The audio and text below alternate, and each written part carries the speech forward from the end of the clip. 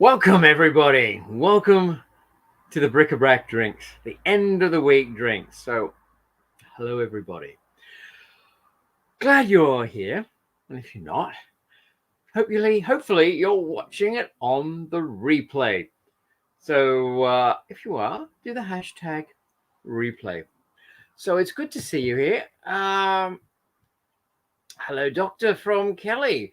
We've got people in the house. It's all right.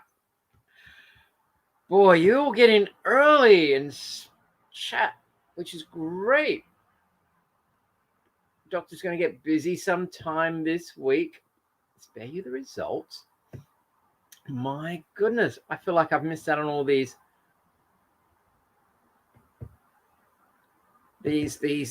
topics. Arab, what's that? She-Wolf, hello, She-Wolf, hello, Doctor, and everyone else in health. I believe Kelly's here as well. Perhaps reversing the polarity of the neutron flow can assist at some level. I've obviously just walked in the middle of that conversation. Exactly. Well, the doctor says so. He had to reserve the polarity of my beer flow for a moment. Oh, you've gone off the coffee, Doctor. Spare you the details. Okay. I've got to try. And you've been slack. God, I've been slack. I was going to mention as well, I have been so busy this month, that my Instagram account has not moved. You need to get busy sometime this weekend. Well, Saturday's almost gone, Doctor. Well, you have lots of projects to work on, so it shouldn't be hard to pick one from She-Wolf. Kelly is in the house. Hi, Kelly. I've just lost. Happy Saturday from Kelly. Good to see you, Kelly. Good to see you all. It's so good. And our fourth visitor, don't go away. We'll say hi. Otherwise, just watch in the back row, maybe. Cheers. I hope you've got a drink. I think that's the best way to get a drink. Just let it play and let people chat. And I'll put the comments around. So cheers. Happy Saturday. The end of the week. Cheers. Oh, the doctor says hello, Kelly. And I always get a picture for my next week's post. So that was it. Hello to She-Wolf. Looks like we're just doing the hello bits. Good evening, Kelly. How are you? Hello, Doctor. So, Mr. Fourth Person or Ms. Fourth Person, we usually say hello and then we'll start chatting. It's like popping in at the pub or the club or something and just chatting. Kelly's multitasking whilst you're drinking wine. It could all go pear-shaped. Well, you never know. It might turn out really good. She-Wolf says, hello, Tom. How am I? I'm all the better now that you're all here and I'm here. And it's really good. And Kelly says, hello. Hello, Kelly. And Mr. Bric, hello, Tom. Hi, Doctor. So, yeah. Oh, it's Popcorn Percy. Hello. I hope I've read that right. I had problems with names last week. So welcome back. It's good to see you. A Matrix Chocolate. Love it. Yes, Kelly. I'm just looking at your picture, Kelly. You look like you could be a doctor's assistant, actually. She-Wolf says hi to Percy. And Doctor says hi. And we're all up to the comments. Yeah, my week. It's been... I don't know where the week's gone, to be honest. It's beginning to be the new norm where I'm working all the time. And Kelly says hi to Percy. I just seem to be working all the time, actually. And I'm just trying to think what happened. Oh, yes, I was trying to work out the Bric shop website because I want to turn it into a membership site. And Monday, I was discussing it with a friend. And for the life of me, it's been so long since I've installed The first part of the membership site, I can't remember what goes on after that. So what I'm trying to get some time together, and then I have to go back through all my emails to find out how to install it, to make it live and get it going, basically. So I've been working it with a Monday, and then Tuesday. What happened on Tuesday? I don't know. I don't know. I've been busy, but I've been getting a new episode together. Wolf Pup. Hi, Wolf Pup. Cheers. I hope you've got a drink. Welcome. Hi. And hi from the doctor as well. So welcome. It's good to see you all here. But yeah, I don't know what I've been doing. And I don't know if I'm allowed to mention it. One of my jobs closed down because of COVID. So, and there are people saying COVID does exist. And I remember a friend was actually saying about these people that think, these conspiracy theorists who say COVID doesn't exist. She was virtually dying on her bed, and she says, yes, it definitely does exist. So I feel really sorry for my friend, but she's almost getting better, so it's good. It's Wolf Pup, She-Wolf's daughter. Oh, good diagnosis, Kelly. Love the name Wolf Pup. Baby wolf. Yeah, Kelly. Haha. Oh, we've got the family here. Good to see. Fantastic, Wolf Pup. Great. COVID is a bioweapon. Well, I think it was being experimented on. What's your opinion? I don't want to get political. I've had so many arguments over that indiscreetly with that. But just saying that though, what are your thoughts on COVID? I personally think it was an experimental germ research which actually got out in Wuhan. And to save face, they just say it started in the wet market, because it's all very suspicious. Like when the World Health Organization wanted to do an investigation and they were held up and with this and that, it was just a bit suspicious, the situation.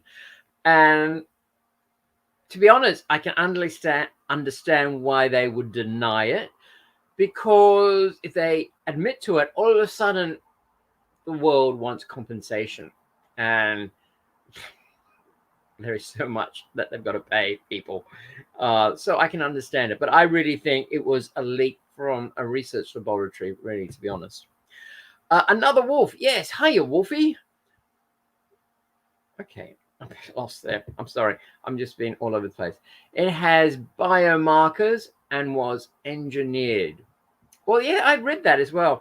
And engineered from bats and on that other animal as well. And as I was reading, they don't sell those animals at the wet market. They don't do the bat and that other animal, which is why it's very sus. But I believe some of the wet markets have been closed. So I'm being a vegetarian. So if it can stop the sale of live animals, that's good. Yeah. So that's my thoughts on what COVID is. So be good to be interesting. Wouldn't be good. Wouldn't make any difference anyway now. And I think we're slowly evolving out of it. The virus has changed, evolved, mutated, as some people say in the research. And I think that's what happened. I think it will slowly evolve and mutate till it's harmless, hopefully. And we've also been vaccinated, which I think people who do get it won't get it as bad. Although my friend would think she nearly died from it. Where are we? I think COVID was a test run. Next time it will be a real nasty. Depends on who goes to war with who and they release it. And then it does become germ warfare, which wouldn't be the first time. First case of germ warfare, apparently. I believe that's been recorded.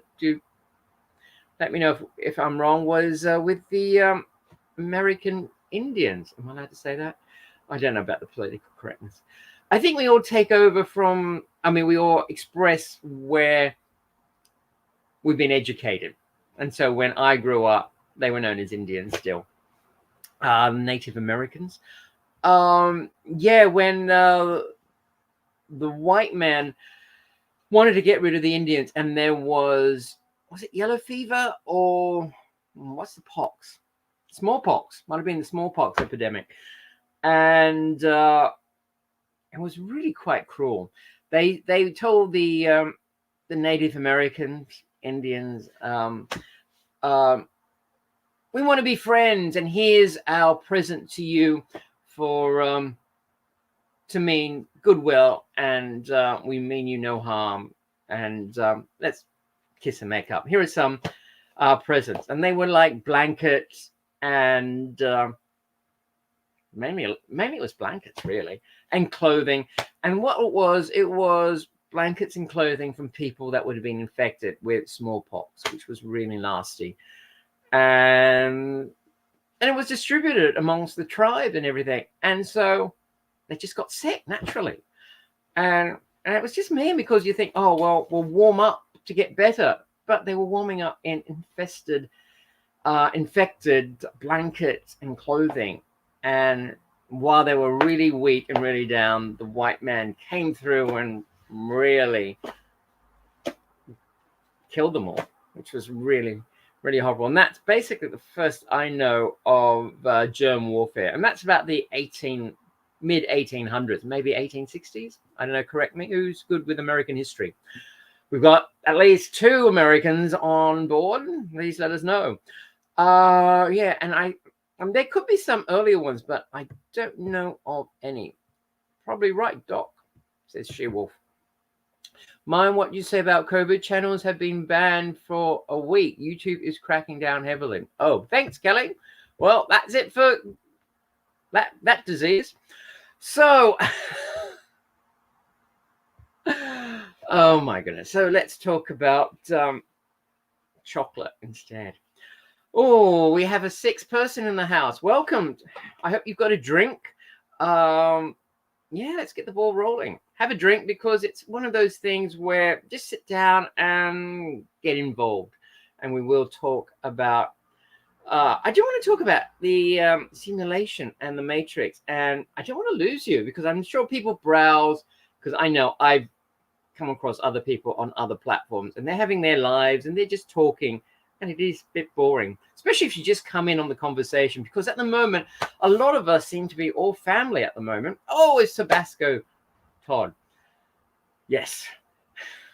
Getting it right. That's Tabasco, not tobacco. Yes. So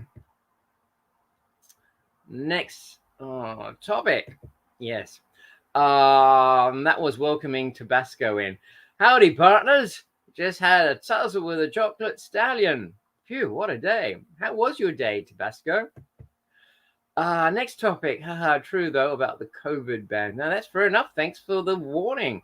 I already think I've been shadow banned on YouTube, which is why, if you look at my graph, it goes up and then it just collapses and then flatlines.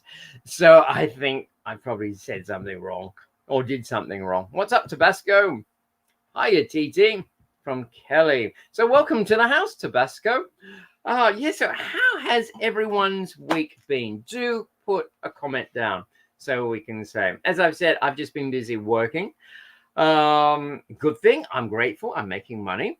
Although, as I said, I don't know if my other job is still going next week, because it got closed down because of that disease. And well, you know, it's just the isolation for staff. So when we get enough people together, we will be able to open up. So we'll see what happens. And anyway, everything is a blessing in disguise. And it's, for me personally, it's a bit political. That's the wrong word, because it's not exactly political, but it might be better if I'm not working at the moment, because just for the money set up with that company, that's all. Matrix, does anyone feel that we are living in one? And Percy says hi to Tabasco. And hello, Todd. Yes, what do you guys think? Are we living in a matrix? Well, to be honest, there's no way to really tell. And no one's, I can say no one's really known until about the last few decades, but really we've all had our suspicions. I've been doing so much research on this, and there is so much stuff coming through.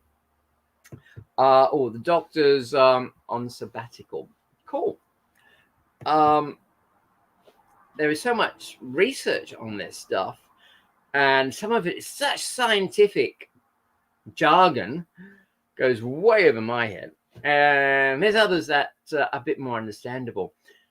And they have been talking about, are we living in like a simulation? Is someone controlling us?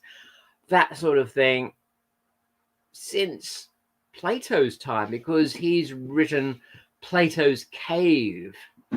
I think I did my research that good, but I wasn't researching Plato. About 2,000 years ago, he wrote about Plato's Cave. If someone had been taken as a child and grew up as a prisoner in a cave, and all they could see was the shadows on the wall of these people that were doing things on the wall,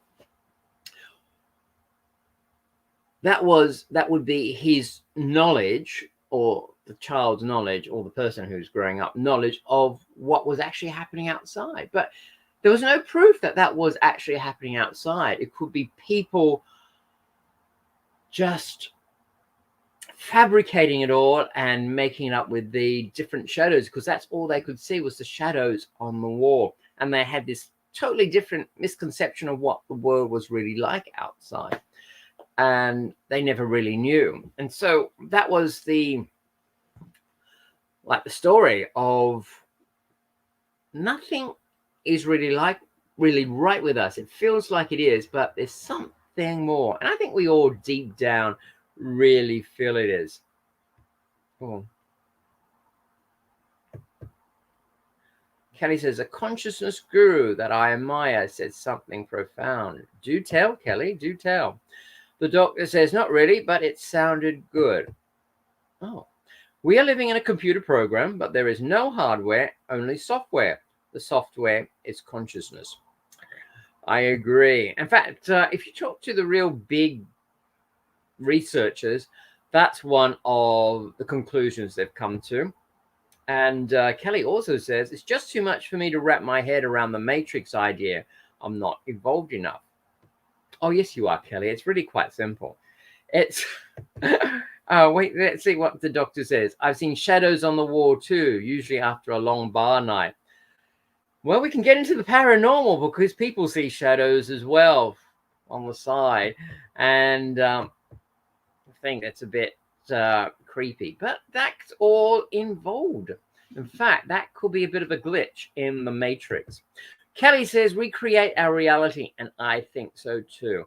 The idea was that basically, as they're evolving with computer games, that's where they're really beginning to see the similarities, because, well, it gets a bit deeper, and I think, well, it's really hard to say what could be fact and what is really made up. But She-Wolf says the world is a place of flickering shadows masquerading as the real, or so it said. That's very much like Plato's Cave, because they saw the shadows on the wall and thought, that's what really is happening outside, but had no proof that it actually wasn't, and it was all made up. But yeah, I think we are living in a simulation, and it's a bit like a computer game, and that's what the researchers has said, because what they've done, they've watched computer games evolve through the years from the 80s to the 90s, and how computer games are getting so realistic. And with the what is it? The reality what do you call it? The reality goggles that you put them on, and you put the headsets on, and you are immersed in this artificial reality. I mean, there was the researcher, Rizvan Verk. He actually has a new book out. Well, it's a few years now, called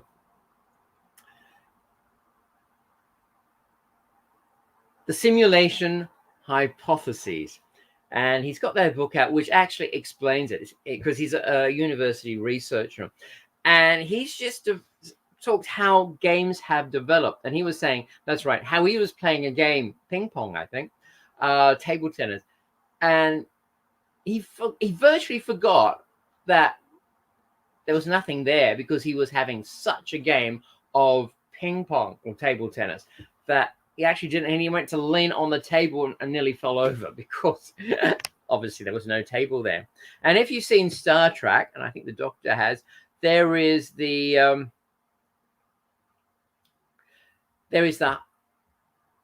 holodeck, and that's a bit similar as well. So basically, their defense, that's the wrong word, but you know what I mean, their defense for a simulation is that we have expanded our technology so much that it is so real-like, and we are now in a simulation. Of course, we've been born in it, so we don't know any better. And they're actually thinking that this is an ancestral simulation, because this has been set up by people in the future, and we are just players in their past. And of course, we don't know any better. There is also an idea. There's basically two main streams of thought. Is that we are who plays games around here? We are a PCR. Well, basically, we are part of the game itself. We are AI, and we're living our lives. And there's another train of thought that we are actually projected into the game, and it's like our higher consciousness is outside the simulation, and we are a character playing a part, which makes more sense. And actually, Rizvan Verk actually agrees with that theory, because it explains reincarnation. Our body in the game gets old, gets damaged, gets destroyed. We leave it, and then we go back in again for another round. So that's what that was the idea of the simulation. And doing a lot of research, we find that it is very much like a game. Even the little glitches that happen. Where am I with the? Oh my God, this is where have I gone with the comments? She-Wolf says the world is a place of flickering shadows masquerading as the real, or so it said. That's a bit deja vu-ish. And that is another thing that they said could be a glitch in the Matrix from the film. But deja vus, people seeing things again. And I'll talk about something very soon about that. And you have gummy vitamins. Gotta love that reality. Well, yeah, there are drugs and stuff that can change people's perception. And it opens up their mind so they can have a different perception on things. Like, the guy that runs Mind Valley, he's talking about this drug that you get in the deeper depths of Mexico with the native people there. And it's a bit like the hallucinating drugs, if that's right, where the mind can open up and people see things. Welcome, seventh viewer. Don't go away. Just watch. I don't know. It's just that we get so many people, they just come and then go, and they don't give us a chance. And I totally understand. Wolf Pup says, what makes me wonder if we are living in some simulation is when I have a dream, good point, or think of something and it pops up as an ad, or someone brings it up multiple times a day. That's a very good That's very interesting, because apparently they are saying also that dreams, messages that have been sent to us, a stimulus that are sent to us, and again, we're not sure from where, because the military has been doing experiments where they are projecting images and thoughts into people's minds. And they are saying that dreams are the same thing. It's the same sort of stimulation from somewhere else to maybe make us think, give us hints, help us out, or maybe recap the day to bring out the to solve our problems for the next day. Oh, very true, Pop, from Kelly. Hi, Natalie. Hello, hello. Doctor says hi to Natalie. Hello, dear Natalie. Happy Saturday from Kelly. And happy Saturday, everyone. Hi, Natalie. I hope you got a drink or on something, I think. Welcome. Popcorn Percy says, hi, Nat. You're very popular at the moment, Natalie. So welcome. We're talking about simulation and how we are, I think we're all agreeing to some extent that we are in a simulation, a bit like the Matrix. The thing is, what or who is outside controlling us, so to speak. Elon Musk, you know, the Tesla man, he actually says it's 1 in a billion chance that we are not in a Matrix situation. So that is quite interesting. So it feels like we are trapped in the Matrix. She-Wolf says, I'm pretty sure the United States military is projecting images of coffee in my mind. I don't know about the United States military. I think maybe Nescafe or Maxwell House. I don't know. Do you have Maxwell House over there? I think it was an American company. I don't even know if Maxwell House is still going. That's an old coffee company. Yeah, no, but that's very similar. And the military apparently has done things like that as well. There is a guy who did work for the military, I believe the CIA, and he's been witness to a lot of experiments. And he's actually been on YouTube and he's done podcasts, and he's such a wealth of knowledge with that sort of thing. Like, you can project thoughts through microwaves into people's minds. And there is a case where a lot of secret agents was working on this assignment, and all of them ended up killing themselves. And they think the other side, so to speak, were involved in projecting thoughts of some sort to make them kill themselves, whether it was unbearable things. Elon Musk is insane. Well, he's done a lot. So yes, so there is a lot of that. And remote viewing, I do intend to do an episode on remote viewing. She-Wolf says hi to Natalie. Remote viewing is another one that the military has been working on. In fact, they're trying to catch up to, I think it was the Soviet Union, because they really were into investigating the psychic phenomena. And then America started to catch up on them because they didn't like the idea of the Soviet Union spying on them without even being around. And so the American military started investigating remote viewing, which is basically seeing what someone else is doing. I think we spoke about this last week, actually, where we could pop over to where She-Wolf is, and if we probably know a bit more details, and see what she's doing, what she's drinking, what she's wearing, and know actually what it is. And that was another case for the simulation theory, is that just like a game, the game knows where everything is happening at the same time, and what it is is that we are tapping into the cameras in the other room, so to speak. She will says, I think it's just wishful thinking on my part, Tom.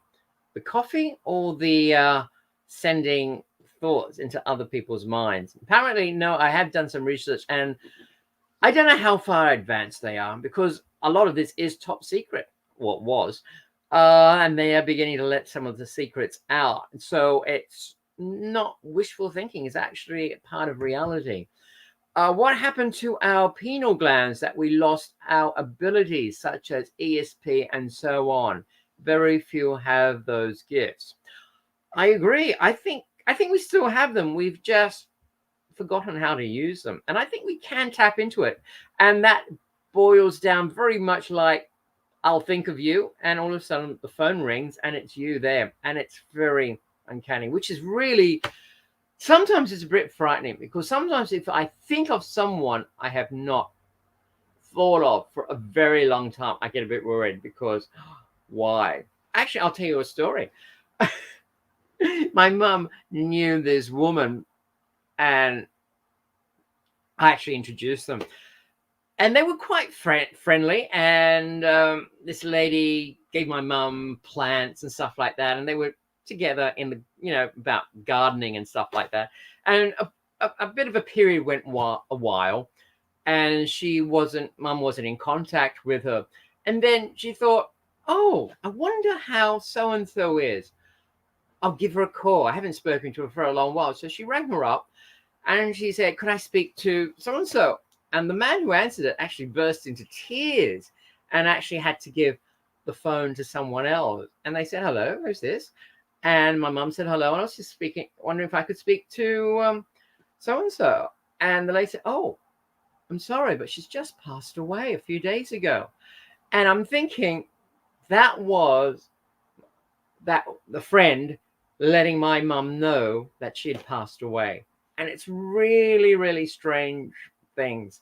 And again, sometimes, although it might not be in that sort of situation, it might be that you ring up and find out that someone has passed away. It's that sort of thing. It's so I do believe ESP and all that sort of thing does happen, and we can tap into those sort of things. I've lost the comments. Oh yeah, I got that one. Just catching up with the comments.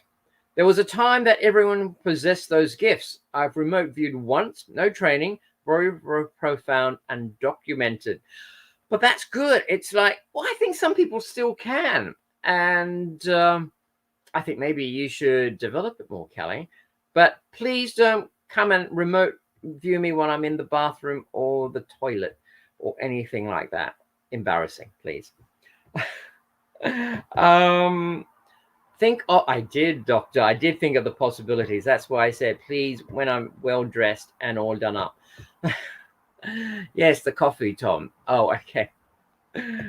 Let's have a look. She-Wolf from Kelly says, you're lucky that you can sleep with all that caffeine. So can I can tell you. Good cup of coffee before bedtime. And actually, I used to come home in the afternoon really exhausted. And I put some nice music on, have a bit of fruitcake, nice cup of coffee, and I'd have a nice nap. It did the trick for me. Kelly, the book Left in the Dark might interest you. They talk about how we used to be able to do a lot more with our brains and things like telecommunication. I'm going to get that. Left in the Dark. Yes. Do the research later on. Well, yeah, and that makes me think about if everything is a simulation. But then again, we're a generational. It's like we're growing in the simulation, so we do tend to forget stuff as well. She-Wolf has a caffeine addiction, but the center won't take people in for that. We tried. Well, anyway, caffeine's not that bad. It could be worse that you could be addicted to. The doctor says she doesn't sleep She just goes comatose for a few hours and then starts again. That's fine. I do that. Power naps are so good. I love the power naps. I take a power nap now and then. I used to take a lot more power naps, and 5 minutes is great. If you're on the train, between train stops, is great for a power nap, and you wake up and think, oh my God, I just feel so refreshed. And that's just like 5 minutes. She will say, yesterday, my daughter and I kept thinking the same thoughts at the same time. We sent each other texts and realized we were in each other's brains. Exactly. That's what I mean. You can just tap into each other's, especially if you're really close. I mean, partners tend to do that as well. They'll just know what they're thinking. Like, someone could be away on a business trip, and the wife will think, oh, it'd be nice if he brings back a nice handbag for me from Park Avenue or something. Let's say he had his business trip in New York. And then, Lord and behold, he had an instinct to see this bag on Park Avenue and bought it for her. And things like that happen. There's been countless of stories like that, actually. Let's see. Wolf Pup from Kelly. Where are we going with the... Oh. Here we go. Natalie says, has anyone manifested anything this week? Oh, good question. Anybody? Have we manifested anything? From She-Wolf to Wolf Pup. Oh, all these laughter going on. I'm so far behind. I don't know what the laughter is for which comment. Hi, Claudia. Cuccello. Hello, Claudia. Welcome. I hope you've got a drink. Cheers. That's the best way. Have a drink and just sit back, because it's a bit hard when you come into the middle of the conversation. But welcome. Glad to see. Buongiorno. What a fine evening for lasagna and metaphysical banter. Oh, lasagna. Well, vegetarian for me. I love lasagna. Yes, very true. Where are you? You sound like you're in Italy. And does this mean it's 11:39 for you? Or are you in the States where it's a lot earlier? But lasagna? I'm just thinking what would be around 8 o'clock. Unless you've had an early dinner on the East Coast. 10, 9, 8, 7, 6, 5. Well, it's 5:39 in New York. So, but welcome, Claudia. Good to have you with us. Lots of love, Doctor. Yes, it's from She-Wolf. I'll check out that book, Pup. Cheers for that. Oh, I can't keep up. Popcorn Percy says, hi, Claudia. I hope I'm pronouncing that right. Sorry.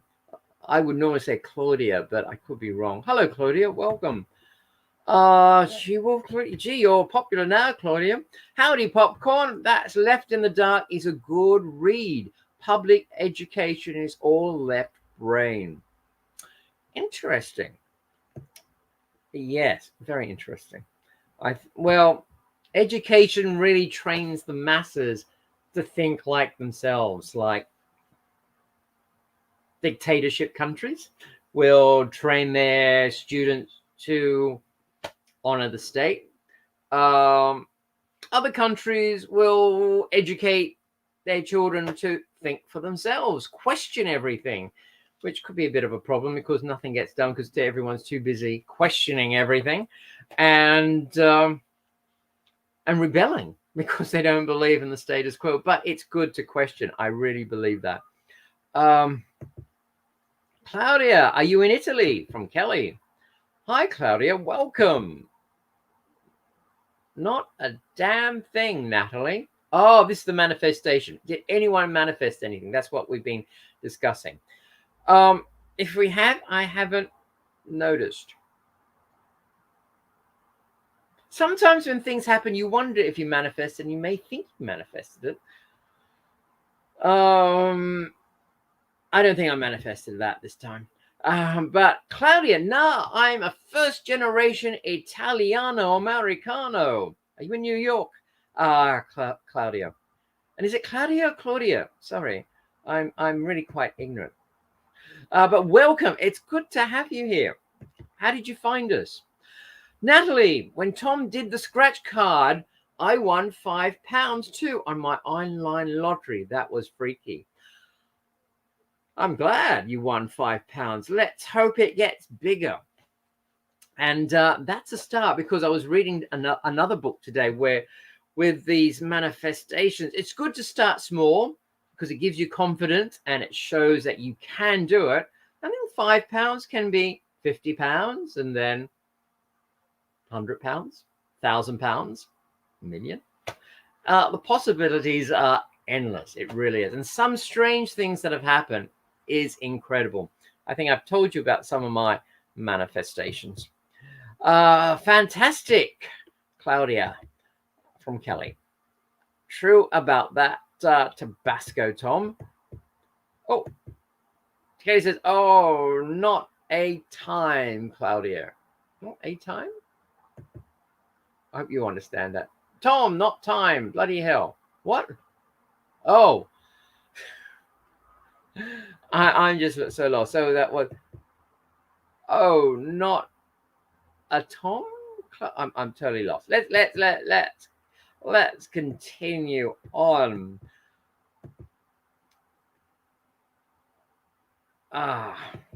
Thanks for the next comment. Claudio, got to try Lazziti. What's Lazziti? Is it coffee? Sorry, I'm quite ignorant there. But welcome, glad to have you here. And how did you find us, Claudio? It's really good to see all these people. It's just keeping up with everyone's talking, chatting. Oh my God, I got to read this. Claudia, name not Claudia. Is that the same? Oh, that Kelly, it's Claudio. No, this is going to be embarrassing. Okay, let's have a look. CLAC. It looks pretty much like the same. Oh, Claudio. Claudio, is that a male? I'm really sorry. Thanks, Natalie, for changing the subject. If we are in a simulation, who is running it? God, aliens, what do you think? Exactly. That is what the researchers have been asking. And a lot of people think exactly that. Is it the aliens? Is it our future self who has built these simulations? And this is basically a past simulation we're in, an ancestry simulation, as they call it. And it's our future generations up ahead who is running it. And I think in a way it is us. We are, and that's why we try to connect to our higher self, our higher consciousness, because it's us up there controlling us in the simulations. It's like when you play a game, and I think Natalie plays games quite a bit.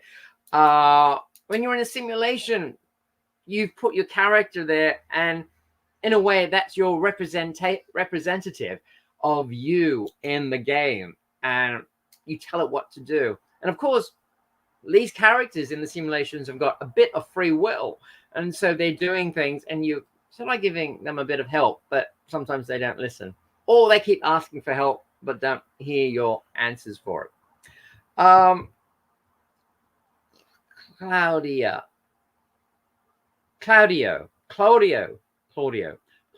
Thank you. So it's Claudio. Thank you. Okay. Source. Yes, same thing. Well, yeah, I think we're on more on the mystical side, and I think it's our greater self is controlling us, and we are a collective. Yes, I think we are to an extent, and also that collective consciousness where the information is up there and we can tap into it. Lots of love. I do love an avatar. Well, Natalie, everyone, I think we're all avatars for something else higher up. And Wolf Pup, if it's aliens, they better hurry up and take me home. Well, we're in a game, and I don't think we can get out of the game. The thing is to try and master the game for our benefit, so we have a really good game. Tabasco Todd says Slaughterhouse 5 had that alien control bit with people in a zoo cages while World War II is going on. Oh, zoo, sorry.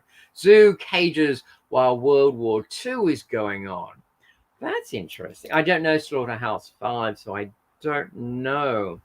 But sounds like something I need to have a look at.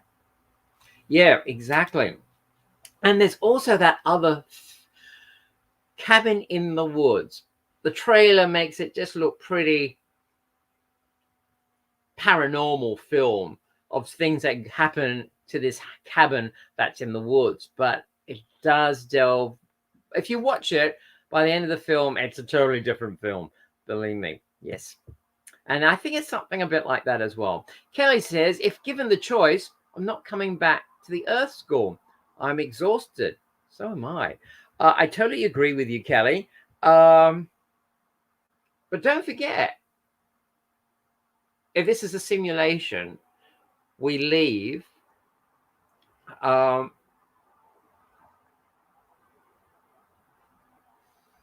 as the teachings, and I think we've had this conversation before, that we don't have to come back.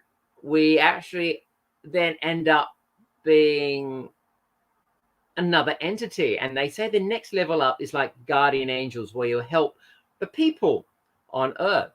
And if you translate that into the form of a simulation, maybe the body dies, we go back up to the higher consciousness of ourselves, and then we come back as into the simulation, but as those spirits that sort of like try and help the avatar inside.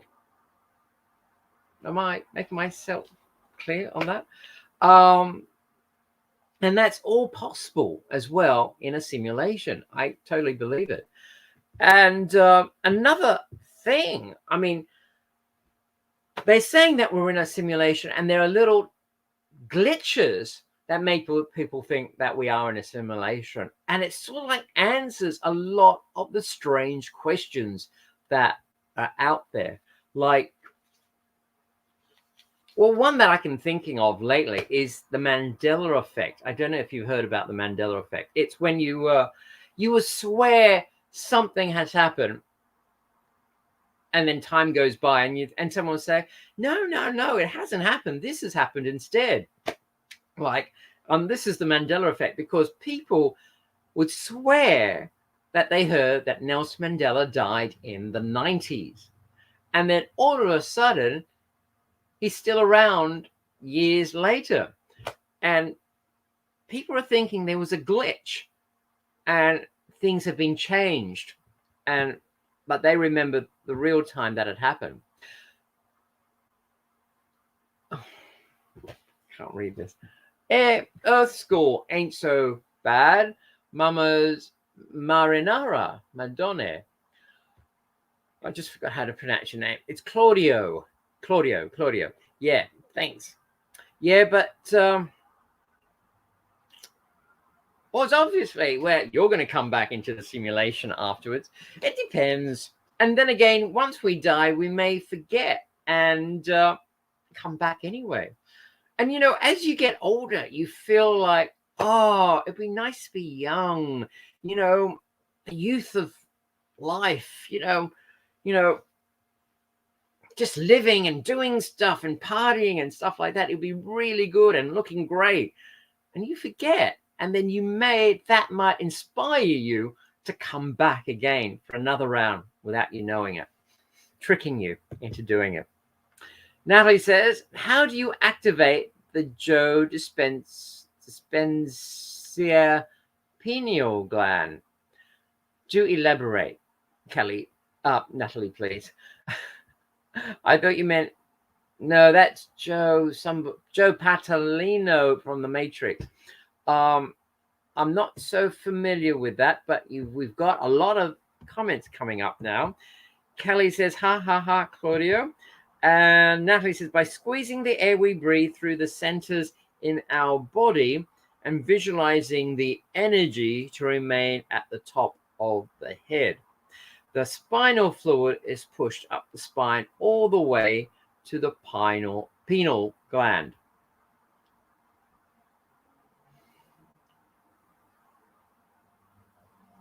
I'm just reading it again. Okay. That is a yoga practice, if I remember correctly. So that's how you do it. Ah. And what happens when you activate the Joe Dispenza? He's one of those coaching people, isn't he? What happens when that happens? The doctor says, in the early 2000s, I was dimensionally shifting on a regular basis. Things would change and change back again rather regularly. Maybe you were upsetting the simulation, the matrix. Maybe you were doing something that was doing things. Because, yeah, and getting back to the Mandela effect, there was a certain politician, and I think someone agreed with me too, that I was sure that died. This is in Australia. I'm sure he died. And then a year or two later, he was still around. And I'm thinking, really? I swore he died. I'm sure someone else told me, agreed with me that he had died and he was around. And yeah, things like that does happen. And yeah, doctor, I think you can, because I remember as a kid, we were waiting. I was with my mother and we were waiting to go on a tour. We were waiting for the bus and the bus was late. And I swear I was looking at the clock in the cafe. We were outside on the footpath waiting for the bus, the coach. And I swear I saw the time on my mother's watch and I saw the time in the cafe and they were the same. And I kept watching the clock in the cafe. And when the coach turned up, the clock was a different time to my mother's watch. Yeah, fair enough. You can say, oh, someone's watch was faulty or the clock was faulty, but I don't know. I just felt it was really strange. Something had happened during that. And I do agree, doctor, that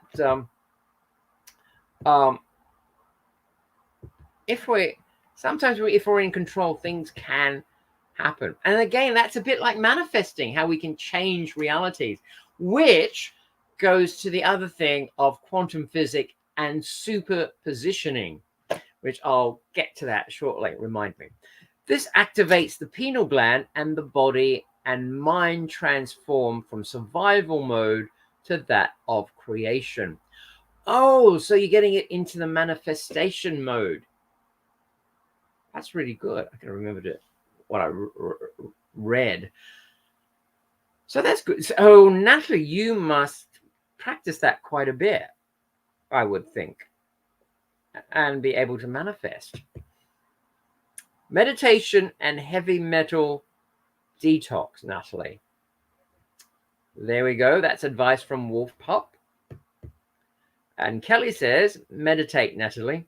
I'm dreadful at it, but I listen to subliminals as I sleep. So do I. In a way, that is a form of meditation. In fact, I think that is such a wide term, meditation, because people say that you're meditating even just by sitting down, doing nothing, and just zoning out. In fact, it's a bit like daydreaming, really. And that's a bit like meditation as well. So yeah, I'm with you there, Kelly. I'm a bit like that. In fact, I usually go to sleep listening to subliminals. And actually, it really, really helps. Natalie said it's about manifestation. Yes. So that's a good technique. Have you mastered it yet, Natalie?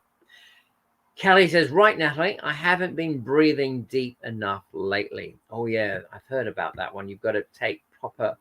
It's all about the breathing, as some yogis will say as well. So that's really quite interesting. Oh, what was it I was going to tell you about? Remind me. Superpositioning. And that's about it. Superpositioning is the thing that the researchers, quantum researchers, are calling it that. Well, I'll just tell you how the basic idea is. Excuse me. Oh, a bit of a runny nose. Schrodinger's. Schrodinger's. My pronunciation is really bad. Schrodinger's cat. He's a scientist, and he suggested if we put a cat in a box with some uranium or something deadly, it will die. Let's say in, I don't know, about half an hour to a couple of hours, and then we'll open up the box. But if we open it up a bit early, it might still be alive, or it might be dead, but we don't know. So really, until we open up that box, it is in a superposition of it being alive or being dead. No one really knows. And this is another, I can't think of the word, fact to prove the simulation theory. That when we open up the box, we see the cat, then that result has been rendered that the cat is alive or dead. I forgot to put out what it was. If we open up the box and we just see the cat is alive, we've rendered it as it being alive. However, if we open the box and see the cat dead, we've then rendered that result of the cat being dead. So until we actually see the cat, it is in a limbo position of being both alive and dead. And this is what the researchers are saying about simulation, because again, it is based on a game where to conserve energy, because it takes apparently a lot of energy to create a game, so you can't have everything all there. And so what happens is when you're in a game, it renders everything that you are seeing. So everything in front of you, like as I was putting in this video, right, you've got the castle, you've got the battlefield, and you've got the well over there, and that's all you will be seeing until you look over there, and then you've got the surrender flag and the enemies walking towards you with their hands up, and that will be composed for you because you're watching it, and that's rendered. But once you go back to the castle and the well, all of that disappears because it's no longer needed to see. And that's what they are saying the simulation is a bit like with Schrodinger's, I can't think of the word, Schrodinger's cat, that both possibilities are still there until we actually observe it, and then it is rendered. That's one of the I can't think of the word. I don't know where my mind is. One of the facts for the simulation theory. She-Wolf says, Wolf Pup once taught me a meditation technique Wolf Pup once taught me a meditation technique really fast because my mother was on her way to my house. I needed a fast stress reliever. That's good to know. Maybe we should have one of you guys do a bit of a meditation thing on the show. What did you see in the other dimensions, Doctor? Asked by Kelly. No cats died in that scenario, thankfully. I still think it's ridiculous, but the physicists all refer to that. I'm glad you're aware of the cat scenario. But it's you don't have to have a cat. You can have other things like maybe a red ball and a blue ball, and you put it in a box, and a blue ball falls out, and you've only got one ball left in the box. Is it blue or red? And that's in superposition until we open up the box and see which ball is left. So we don't have to do anything with a cat. My neighbor has a dead cat in his freezer. Wonder what is going on there. How do you know your neighbor has a dead cat in the freezer, Wolf Pup? Maybe he's going to eat it later. Chinese on ice. There you are. Natalie says, if we are in a matrix and we concentrate and manifest something in that the way the God alien controller gives us something we want by playing the game correctly. I think, well, I think the God alien controller can help. It's trying to find out what is outside the simulation. It's very true. But yes, and I think maybe we can use the fields of energy that we have to attract stuff to us or within the game without the help of the controller. Claudio says, yikes, Wolf Pup. He must have a feline freeze. Oh, excuse me. Yikes, Wolf Pup. He must have a feline freeze pop by now. I don't know. It's probably just like meat for dinner.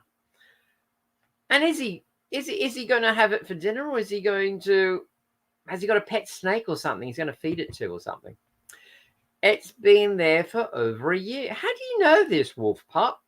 Why don't you ask him? It seems like you pop over for coffee every now and then, and he's got a cat in the freezer. Ask him what are you doing with a cat in the freezer? Doctor says, while I was dimensionally shifting, the pop flavors changed on our dispensing machine.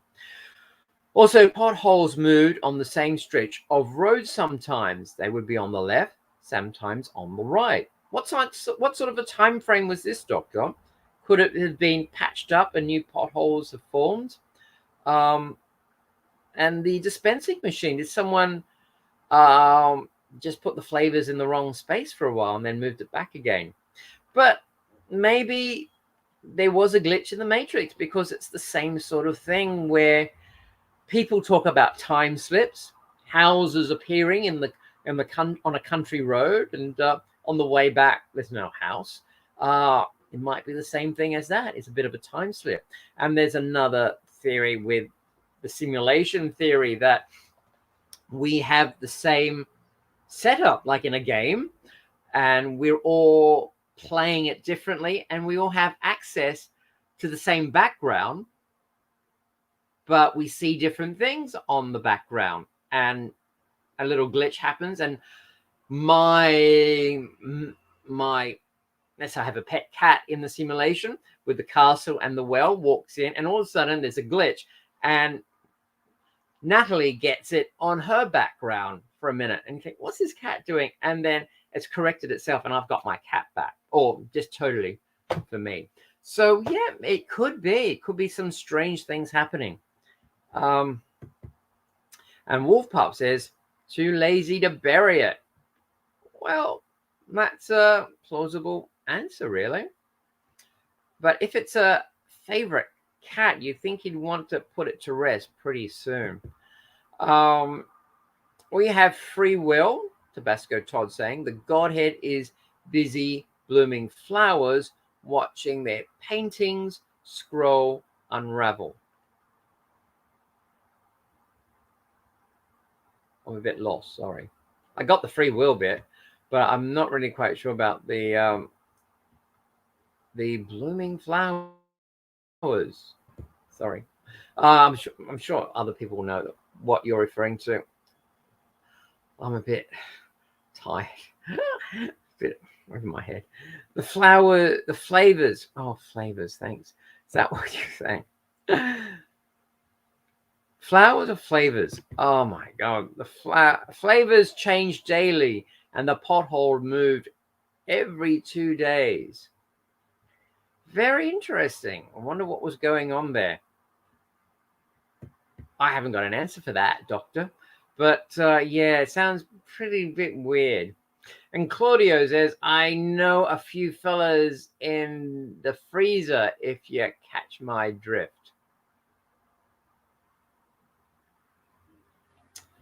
I think I've lost this conversation. Sorry. But then again, it's just jargon of some areas, maybe. Like you're used to speaking like that, and I'm not. I'm not really that bright half the time. She-Wolf says the doc tells him about the belt loop on your pants. That one made me wonder. What belt loops? Oh, I know the belt loops, but I didn't hear anything about the belt loops from the doctor. Belt loops on your pants. Okay. Sorry. And Kelly says, right, doctor, there's a video out showing a guy in the government here that his briefcase changes colors. I think that it was Rishi Sunak. I don't watch the news, Kelly. I don't know how to pronounce his name. Walking with the PM. Very bizarre. Video is on YouTube. But his briefcase changes while he's walking. But what sort of colors does it change to? Because it could be an optical illusion by, if it's very shiny, it can reflect the surrounding colors and it can change that way. Because I've seen things do that. In fact, working in theater, you can do interesting things with lighting as well. Like I've seen black turn into red because of different lights shining on it. And if it's a particular briefcase finish, it could be reflecting the light and making it look like it changes color. So that's my scientific story behind it. But it may be a bit strange. Who knows? Kelly, oh dear, Claudia, are you in Staten Island? Kelly is asking.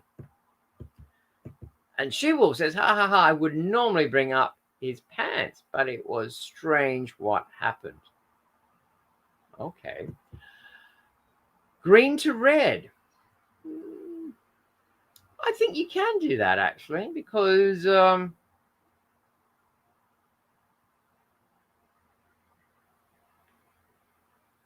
just thinking if I've had experiences with that before, actually, but I think you can. Kelly says, no, it made national news. So bizarre. Really? I'd have to see the YouTube video. Yeah. But maybe it is. Maybe it was a bit strange. I don't recall it. You tell it, doctor's saying. Okay. Mom, not the time or place. Okay. Jersey. Better pizza. Jersey. Yes, She-Wolf, time and place. Ha ha ha. From Kelly. Lots of love, Wolf Pup. Claudio, Sopranos come to mind. Ooh. Oh, we're at the end of the comments. Wow, interesting. I'm a bit lost. Yeah, so that's really quite interesting. I'm just reading all the comments on. I am a bit lost. I don't know about that briefcase. Maybe someone can drop me a link to it so I can have a look. That's really, yeah, it is really quite interesting, especially if it's on the national news and if it changes color. What did he think about his suitcase changing color? Did they interview him with that? Claudio says, nah, not those schmunks. Pauline Walnuts is gold, though. Oh. Okay. Politician reference or Sopranos reference? Or, yeah. So, oh, is there another comment there? Oh, yeah, there is. I'm not savvy enough to attach a link here. No, that's all right then. Natalie says you've got to go to bed. Happy manifesting, everybody. I hope your higher self is nice to you. Thanks, Natalie. Thanks for joining us. Maybe next week we'll see you again. Yeah. So, what do you think, guys? I think we all think that we are living in a matrix world. See you, Natalie. And Pauline from Kelly. Pauline auto-corrected to Pauline. Oh, okay. Yes. Yeah, so I think we're living in the Matrix, and I think we just have to make it work for our benefits. And another thing is that happy dreams, Natalie. Sleep well, from Kelly. Is that when you delve deep down, when you take everything apart, everything is made up of atoms. And atoms are made up of electrons and protons. And when you look down, what are they made up? And they're finding it, there's nothing there. In fact, it's just bits of information. And so they think basically that's what it is. It's information. We're all energy, because they have this energetic field. And so you put it all back together again, and you have this person, you have this object, and it has a field around it because it's made up of energy and information. And where was I going with this? And that's another thing that is part of the simulation, because nothing is really real. It's just like the old science where I was going to say this glass is empty, but it's not. It's half empty or half full with wine in it. But you could have an empty glass and you'd say, this glass is empty. And this is in the science class at school. And then they'll say, no, it's not. It's filled with air. And basically, we are surrounded. There is nothing empty around us. We are filled with particles of air. And this is what they are saying as well. There is nothing that is empty. And even space, they're saying, like outer space, it's not really empty. It's actually filled with these particles of stuff. So if everything is filled up with particles, it's a bit like saying they are pixels that are actually out there. And if they're pixels, everything is full. There is no empty spaces. And that's why things can change. And virtually, you can have things materialize and unmaterialize. And that also promotes the idea that we are living in a simulation. Because if you look at a computer game, everything, including the sky and the emptiness, is actually made up of pixels. And that's what they're saying our world is. It's all made up of these particles, which is like the equivalent to pixels. Doctor Who's is strings, vibrating strings. Yeah, very similar. It's an energy field which vibrates, which is the same as strings. She-Wolf says, Doc had a pair of jeans that had a belt loop that was torn. Then later on, it was suddenly fixed. It hadn't been repaired, and it was the same pair of jeans. It was very strange. Very, very, very, very strange. Maybe there is something about you, Doctor. Maybe you are able to tamper with the Matrix and the reality of stuff. Because as they say, like with the Mandela effect, you can go back and fix things and changes everything. Oh, I recall that now. Thanks for the reminder. Thank you. Ghost seamstress. Oh, what's the ghost seamstress? And actually, that's what they're thinking. Ghost could be a glitch in the Matrix. And again, it could be the playing field scenario I was talking about, that they're from another simulation crossing over. But we are sharing the same field, the same backdrop. Kelly says, wow, cool that it fixed itself somehow. Yeah, it is. I need that to happen with my stuff, actually. Could be popcorn. No problem, Doc, says She-Wolf. Doctor said, my life was in serious flux at the time. Well, I don't know. It seems like something was helping you through, especially if you had broken belt loops and then it was fixed. I think that's really, really quite good. So I think we've got some stories there, especially the Doctor has, of things getting repaired. It's like going back in time and fixing things up. In fact, there has been stories based on that, as in film, where they've gone back to fix things up, and things have changed. And that's why we've got the Mandela effect, because maybe people weren't supposed to have died when they did, and they've been resurrected and they come back. So yeah, so that's really quite interesting. I think we all agree that we are maybe living in a matrix world. Very interesting. And we can control it, I suppose, to an extent, because of our energy fields, that we can attract certain things to us. And some, I think, in the matrix, in the games, things are automatic. Like some characters already have a little bit of free will. They know how to look after themselves, and they just continue their own thing. And that's a bit like us. So why can't we attract things as well? Oh, moving potholes was interesting, says the doctor. Yeah, I'd say. How do you attach a link here? You copy and paste and just paste it in the comment, I would say. Doc's flux capacitor needs repairing. Put it out there and it'll get fixed. Same thing, actually, like the potholes.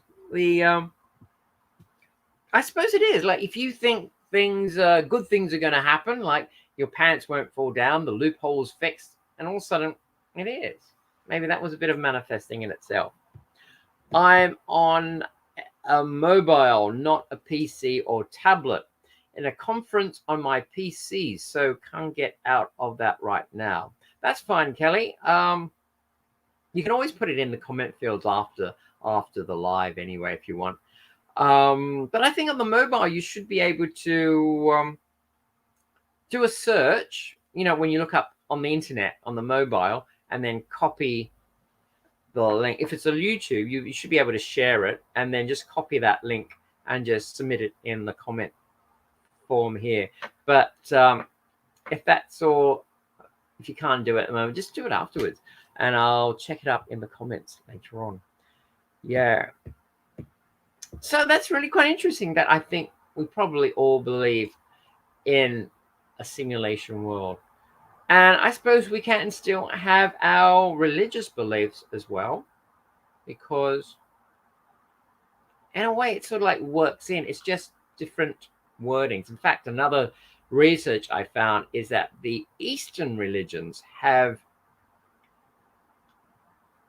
it sounds very much like they're describing the simulation theory and how we move up the different levels, like the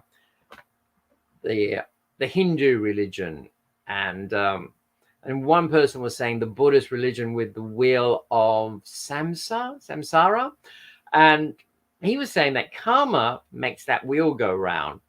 To move to the next stop, you have to fix the karma up, and then you go to the next stop. It was really quite fascinating with that, what I was hearing on the research. The doctor says sometimes on the mobile, if you press and hold something, a copy option will pop up. That's true. And then go to the comment and hold it for a while, and it will say paste, and then it'll paste in. Thank you, doctor. Claudia says, She-Wolf and Doc are an item. A mare? A mare. Yeah, a mare. Oh, okay.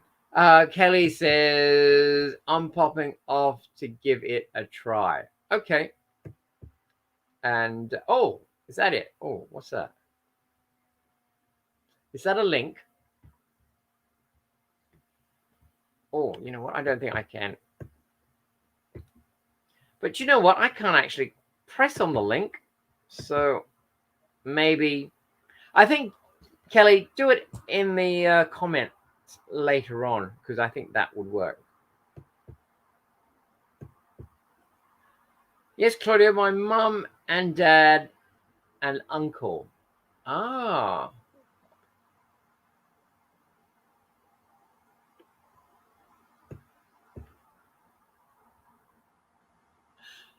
So the whole family is here. I really can't multitask. I'm sorry. So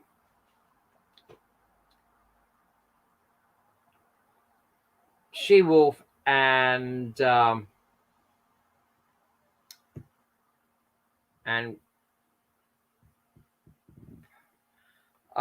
Percy are related. I'm really lost. I've just been too busy reading. It's a long day, and I've got so much to do. But I'll go through it and work it out. So it's good that. Oh wait! What's going on here? Wolf Pup, you're out on the wheel.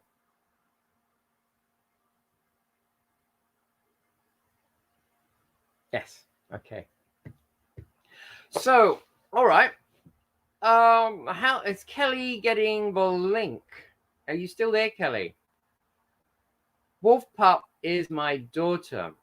I'm gonna put that up there. Thanks.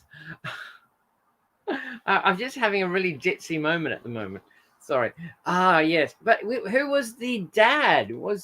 It's the doctor? I thought I saw somewhere up there that someone was a dad or an uncle, and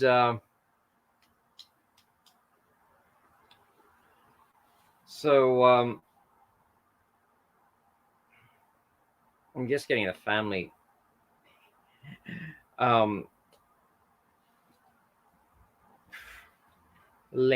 lineage here.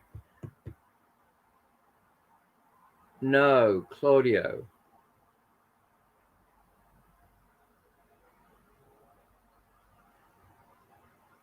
Okay. She-Wolf is mom and Doc is dad. Ah. Okay. Dad and uncle. All right. Well, it's all in the family. At least it's pretty good. Well, at least that's okay. Cool. Let's talk ghosts. Change the subject. Thanks. Not really, but it sounded good. Okay. Well, let's talk ghosts. It sounds. Oh, don't want to drop my computer. Yeah. Well, I think ghosts are a glitch in the system, really, and I'm not sure about how ghosts really fit in the simulation, but I think depends on the ghost, because there are two types of ghosts. They are the what do you call it? I told you my mind's going at the moment. Residual ghosts, where they play back, like the energy's been absorbed into a building and they replay the certain incident because so much emotion has been released. And I think the other actual term is spirit. And spirits are the ghost that comes back and that you can actually talk to and have a conversation with. Popcorn Percy says, so glad my family isn't the only one in breeding. Don't worry, I've met lots of people where it's really, really, really strange. And sometimes people have such big families, like 12 children, and they get married, and the children are playing friends with the uncles and the aunts because there's such a big gap in ages and stuff that they just grow up as, I don't know, cousins. Because I knew this girl, and we'd go club. They'd go clubbing, and she always used to call her friend her cousin. Well, it was her cousin, her relative, her cousin. And and naturally, as I got to know them better, she actually said, "Well, she's actually my aunt," but they were only like 2 years difference in ages. That, to cut a long story short, it was just easier to introduce her as my cousin, and made things easier. And I can understand that as well. And Claudio says, I see ghosts in my periphery, rarely in my line of vision, usually black or white or orbs. White is slow and flowing. Black zips across the room. That's very interesting. So I suppose it disappears when you look at it. That might be a glitch in the system as well, because we're talking about rendering. When we look at something, the whole scene renders, and that might be something that is about to render, but isn't rendering because you're not looking at it, and then you look at it, it renders, and so it disappears. How's that for an explanation? And also, people have said that that has happened to them when there is some very, very infrasound low frequencies happening, because they've noticed that at 18.9 hertz, people experience that. There was a research lab in, was it Oxford or Cambridge? I think it was Oxford, that no one wanted to go into because they always felt creepy.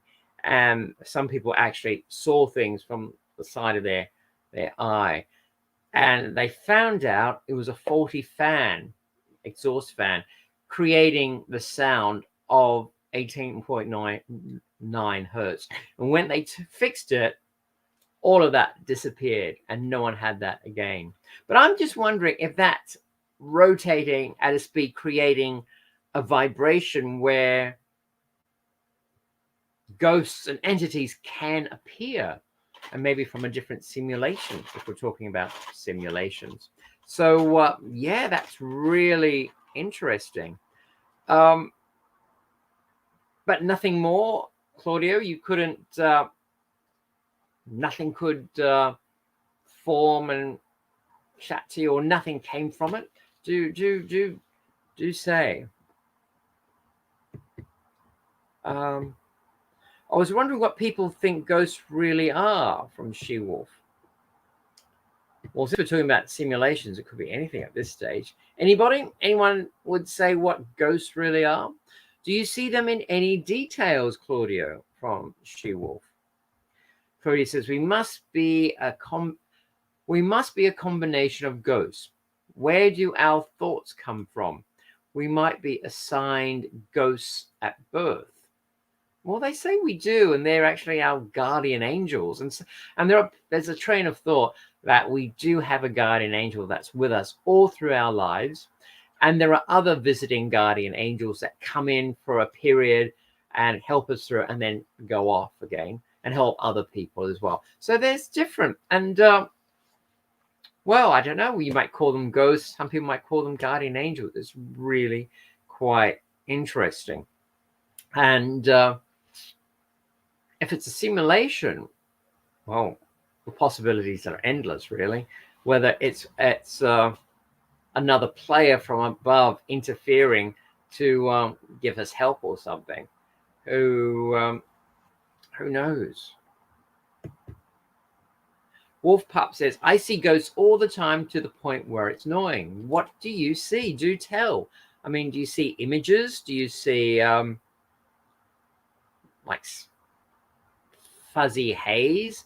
I think I might have, I don't think you were around when I did mention before my mother's servant or housekeeper. They were all on the front lawn, and she said, oh my goodness, look, those kids are going to make that woman fall over. And they looked, and there was a woman walking along the footpath, no one else there, and all of a sudden she fell over. So she probably could see ghosts. In fact, they did say she could see ghosts and things like that. Yes, but do tell us, Wolf Pup. That's too cool. That's too cool. That's cool, Claudio. So much energy surrounds you then. Yeah, I think so. And I think it's just scientific. There's nothing really to be scared of as well. Wow, Wolf Pup from Kelly. Claudia says, how do you interpret ghosts, Kelly? Kelly says, to hell with the link. I actually found where it happened more than once. Oh, okay, cool. Or if you know the title of the video, do tell us and I'll look it up. Claudio says, what have you seen? They appear in different ways, Claudio. My mum's boyfriend died recently. I'm sorry. He came to me in a dream. nowhere else. But what happened in the dream? What was the message? Was there a message? And Claudia says, what did he say in your dream? Do people talk in your dreams? Kelly said, no. Oh, sorry. Kelly says, it was so real. I kept asking if anyone could see him as I was in a group. They said, no, it was real. He told me about death. That was last week. Oh, but was this group in a dream or was this real? And you actually saw him? Well, I think this was the dream. The doctor said, I watch a lot of ghost hunters. I'm currently studying their experience to try to understand their dynamics. To be honest, I try watching those ghost hunter shows and I just find they're pretty boring and really hyped up and made to be impressive to the viewers. And I can say a lot more, but there's comments coming in. They're also in orbs. I know I've filmed some orbs. They also show themselves. And Wolf Pup says, I see ghost animals, black shadows passing and things moving. And how do you feel, Wolf Pup? Do you feel scared or it's just a matter of fact? Do tell. Oh, and Kelly says, absolutely, they do talk in my dreams. Are they worthwhile? What did they say, basically? And do they give you advice? Or, yeah, what did they say? Or was it just idle conversation? Wolfpup says, and a large white puff go into a closet the other day. Oh. You make it sound like St. Elmo's fire or something, because that's like a ball of light that people see as well. Claudio says, Kelly, he brings you comfort going into the great unknown. Okay. And you're saying your mum's boyfriend. Has your mum seen him as well? Or you're gifted and you can see him? A wolf pup says, I have dreams of being in She-Wolf's old haunted house of a ghost coming after me in the room she has seen one in.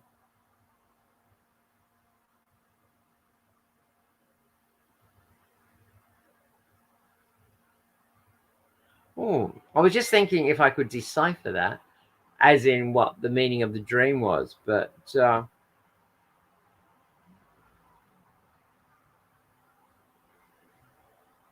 I don't know the setup that well, I think, to decipher it. But that's interesting. Sometimes I think dreams do have a message sometimes, and sometimes it's our mind working it out. She-Wolf says, I've literally seen hundreds of spirits over the years. I wouldn't know where to begin. That sounds fascinating. You're obviously in touch. Do you ever communicate with them, She-Wolf? Like do the medium stuff and talk to them? Because why do you see them? It's really fascinating. Claudio says he did. Oh, sorry. Kelly says he did, Claudio. He just reaffirmed what I had already thought was the case. Well, that's good. That's good. Without being skeptic, do you think it was him reaffirming, or it's your mind reaffirming what you want to hear? There's always two sides, and I always like to play the devil's advocate and have a look at these sort of things. But I'm glad that he has come through and confirmed things for you. It's good. Kelly said it was the real deal. Cool. Wow. I'm just thinking of the things he confirmed what it was, actually. But you don't have to tell us. Yes, I understand what you're saying, Tom. Wolf Pup. Most of it scares me, but the ghost animals not so much. The dreams of the house honestly feel like astral projection, and it's scary. Can you take control in your dreams and like know that you're going into this house and just leave or wake up? Are you able to do that?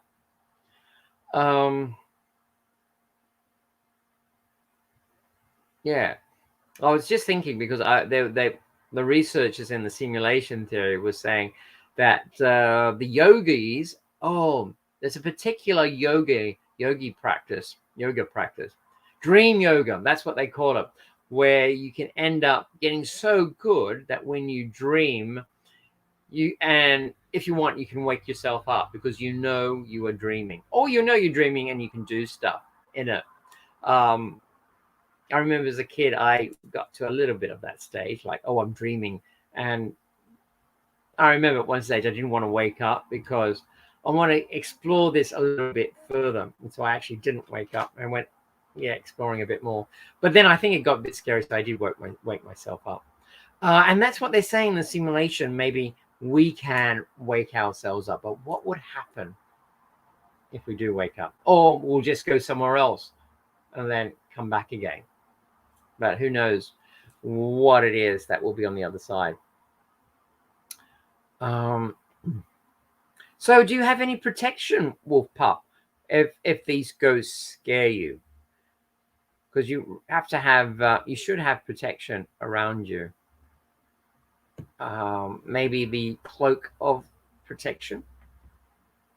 And that is like basically imagining putting a cloak around yourself and saying that you are protected and nothing will harm you.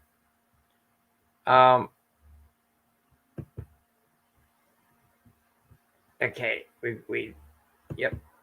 And Kelly, is it you? Is it you, pup, or is your house haunted? Oh.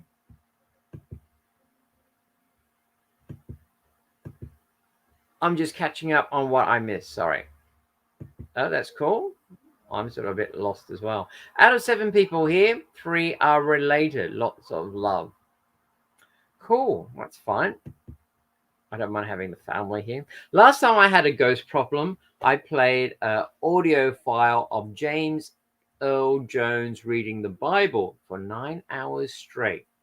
I told the ghosts if they cross my path again, they'll get the next 9 hours of audio, and then whatever works. But what were they doing that they were a problem? I think I've mentioned what I've done in the past. I've just made my peace with them. Just told them that I'm here, okay, and you're here, okay, we'll get on, and that's it. And I've been quite lucky so far, touch wood. Yeah, but yeah, the Bible. Yeah, no, well, that's fair enough.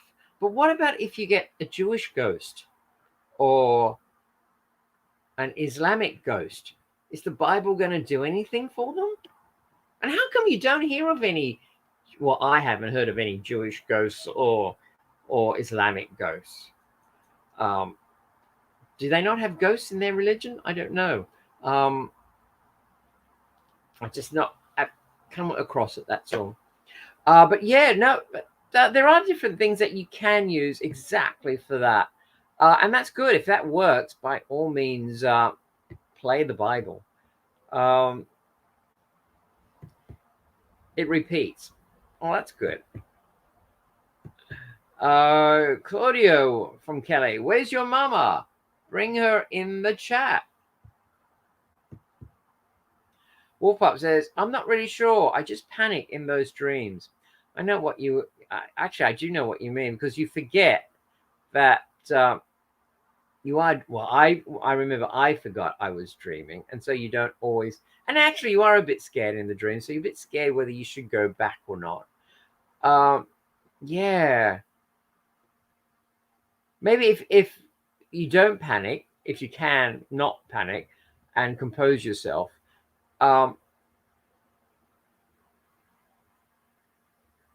then you'll have more control, and you can explore the dreams more. Tabasco Todd says, "Ghosts give me the willies." Really? There's a town near me called Dudley Town, sorry, where no one is allowed to enter because of supernatural happenings. So is it a ghost town if no one is allowed to enter? That's really interesting. I've never heard of that. Dudley Town. Where is that town, Tabasco? Dudley Town.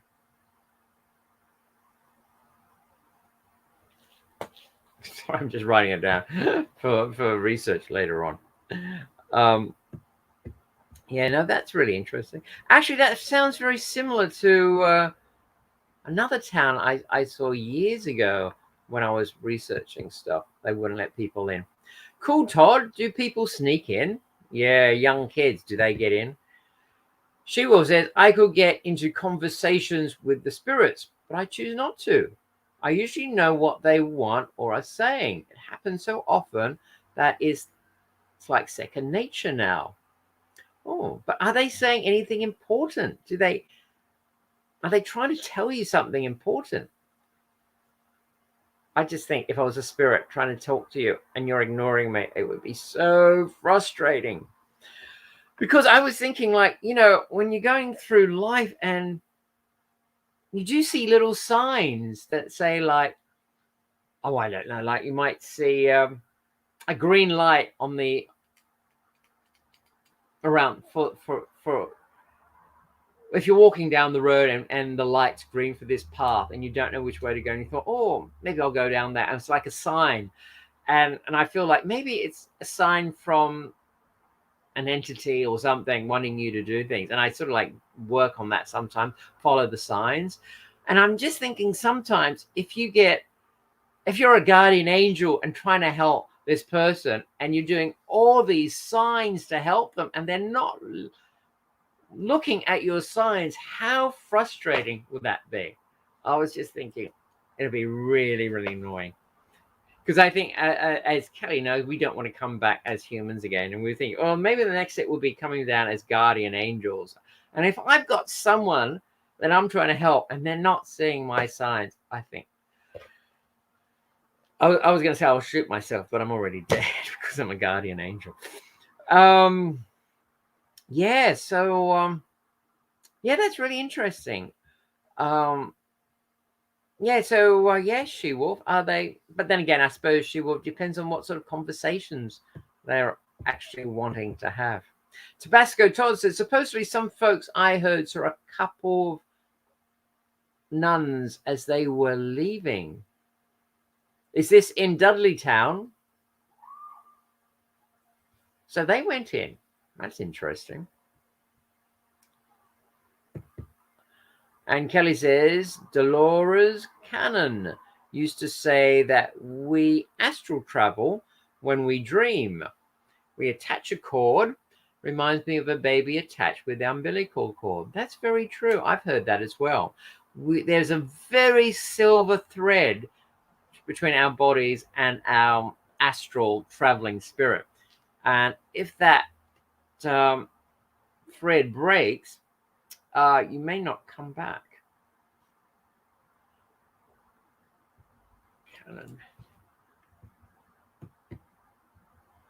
Tabasco, doctor says, Tabasco, just load up a Super Soaker 2000 with holy water and roast them.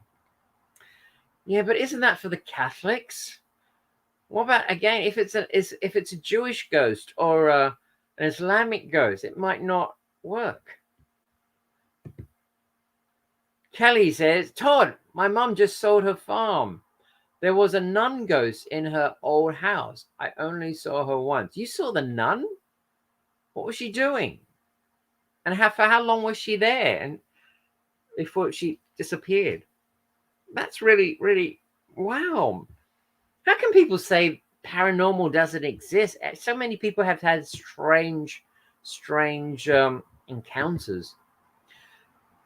Kelly says, Doctor, whoa, haha. And dead people have no thread. suppose you're right there.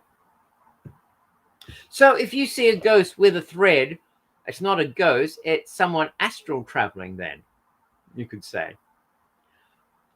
Wow, that's really, really interesting with our discussion on ghosts, but I still don't know.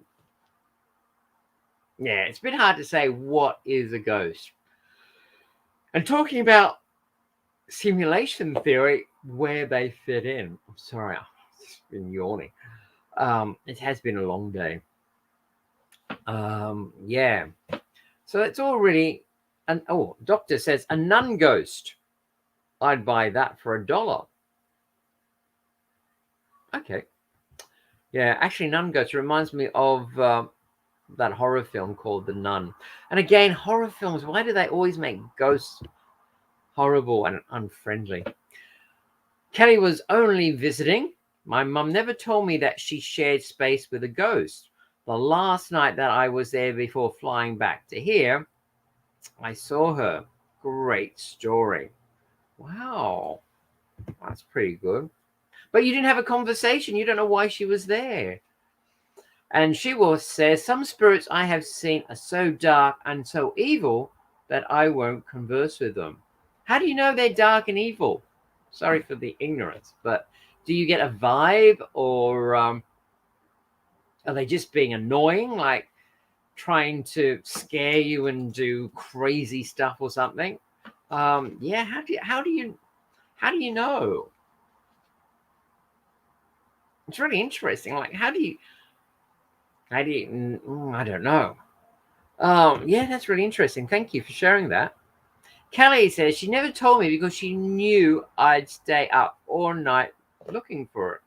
I thought she wouldn't tell you because you'd be scared. But wow. But you saw her anyway. And yeah, did you make conversation? Like, find out what she was doing there and why she appeared to you right at the end. That would have been interesting. So yeah, I think if you guys have got communication, I'd chat with them, find out what are they doing, why are they here, why haven't they moved on, and what is the whole story of life about?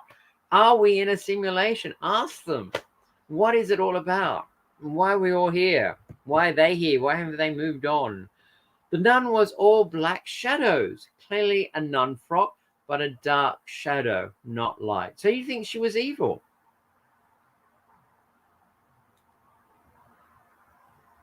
She couldn't have been that evil, surely.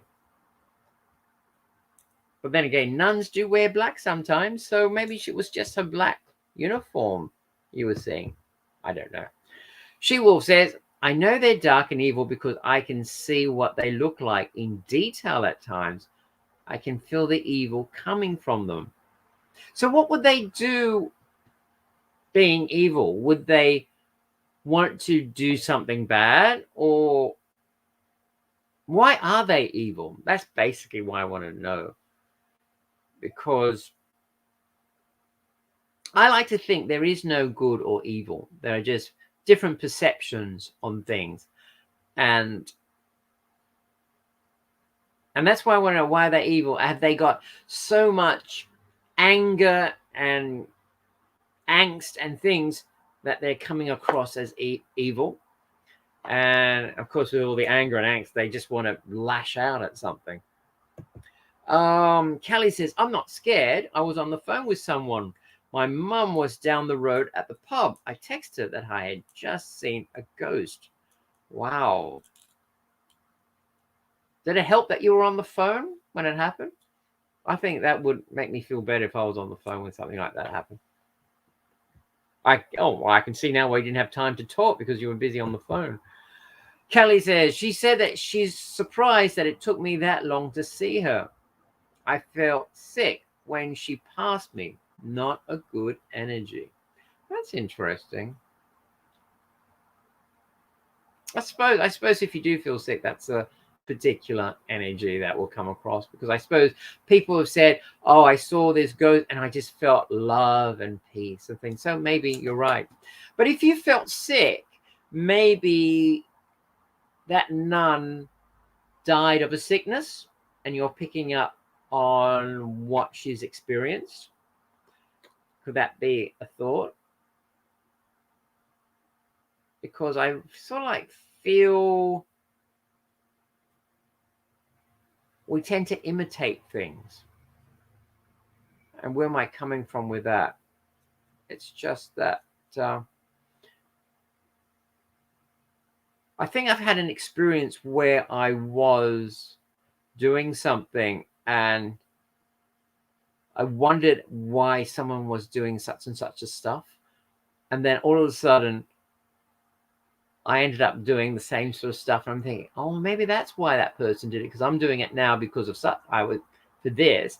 Maybe that's why that person was doing this for this. And I feel like certain things rub off. And maybe she was sick and died.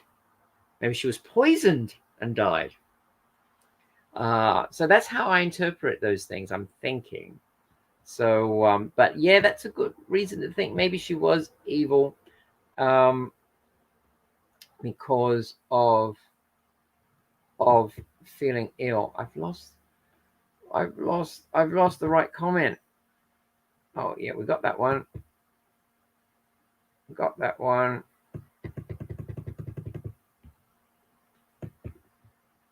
Not a good energy. Yeah, we got. Oh, I was right. Kelly, are you afraid of graveyards? From the doctor. Kelly says, not all are evil. They need to move on, though. Yeah, I think so too. But you know what? I can understand if they don't want to move on. They can get attached to a certain place. I suppose you just don't want to leave. I suppose it's like with objects too. Like some objects can be haunted. You could be attached to something so much that you just don't want to leave. That's like hoarders, I think. Sometimes I'm a bit scared I'll be attached to something in the future. She-Wolf says, I think they were just trying to scare me. I don't know. It just makes me mad, so I tell them to leave. Why would they want to scare you, though? That's what I see. I'm just trying to find out the reasoning behind things. Were they trying to scare you, or they were trying to communicate, but you got the wrong interpretation and thought they were scaring you? Who knows? So did they leave when you told them to leave? I think most ghosts actually do. And that's a strange thing, because when someone is feeling bad or feeling an entity, they don't tell them to go away. They just get scared. And I think if you actually say, go away, they actually do go away, which is really quite interesting, because I've heard this a few times. Like, I was on a ghost tour at the quarantine center in Sydney, in Australia. And there's a story of a sleepover. And this lady was asleep in one of the beds. And she was a bit like half dreaming, I suppose. But she woke up to see this person around her.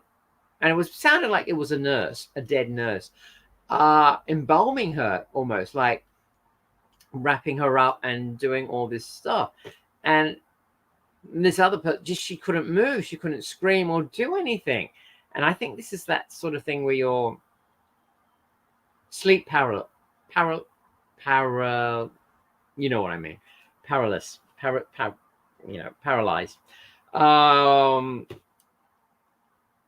And she was getting embalmed almost. And then all she said, or she didn't say, she thought, go away, leave me alone. And the ghost just did that. It went away. And then she was able then to wake up and be okay. And that's the thing, I think. People forget to tell them to go away. And I think if you do tell them to go away, I think a lot of time they do leave. But then again, of course, we've got those evil stories of ghosts that come back and do worse things. Kelly says, it was a business call. I said, excuse me, but I just saw a ghost. What did your business caller think? Ah. And Claudio says, nuns hold secrets of the holy house. A good reference in relation to a place of prayer. Oh, that's interesting. That is true. So are you saying that nuns could bring help, and that's why they're around, so to speak? The dead ones, that is. Could be, Kelly says, could be. I'm an empath, but never even thought about spirit energy affecting empaths. I don't know. I thought empaths would pick up spirit energy a lot more, actually. Kelly also says, Claudio, I'm not a practicing Catholic, so many evil nuns decades ago. Oh yeah, I've heard some nuns are a bit warped. And Kelly loves graveyards. I think it depends on the graveyard. So the doctor says we need to chat. I thought we are. Tabasco Todd says some graveyards are warm and welcoming. Others feel wretched. Very interesting. That very true. Weird in that the amount of graves doesn't seem to affect this. High spiritual energy, though. I've heard twinkling bells at graveyards. It wasn't a safety grave. You weren't near a safety coffin, were you? They used to have, and I've done an episode on this, safety coffins, because people were scared of being buried alive, and there would be a bell attached to it. And if they should wake up in the coffin, they would pull on the cord and ring the bell. And the caretaker in the graveyard will hear the bell and think, oh, that person's still alive. Let's dig them out and dig them up. So, interesting. Tabasco Todd, where are you? You're in the States, aren't you? I think there was a bit of a practice. I believe they did that, I think, in some parts of the States and in some European cities, in countries, European countries as well. Safety bells. Very interesting, that. So maybe